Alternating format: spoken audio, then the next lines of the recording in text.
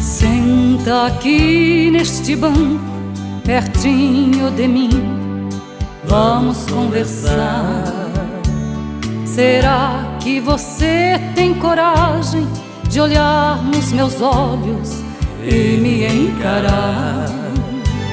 Agora chegou sua hora, chegou sua vez, você vai pagar.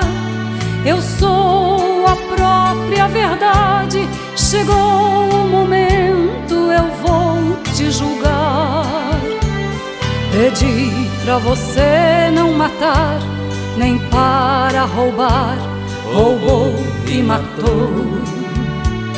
Pedi pra você agasalhar, quem tinha frio você não agasalhou.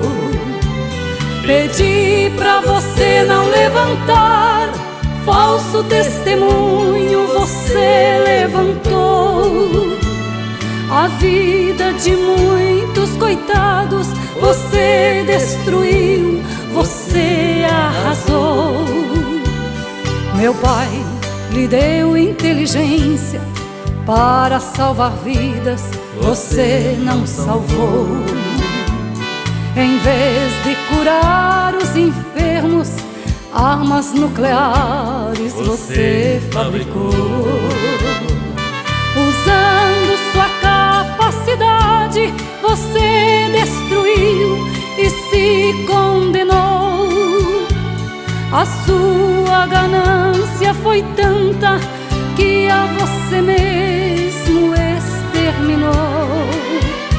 O avião que você inventou foi para levar a paz e a esperança, não pra matar seu irmão, nem pra jogar bombas nas minhas crianças. Você causou esta guerra, destruiu a terra e seus ancestrais.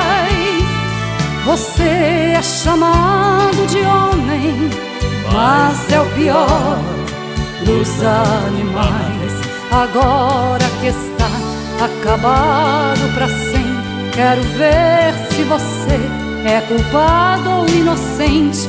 Você é um homem covarde e profano, é um grão de areia frente ao oceano. Seu ouro falou alto, você tudo comprou, pisou nos mandamentos que a lei santa ensinou. A mim você não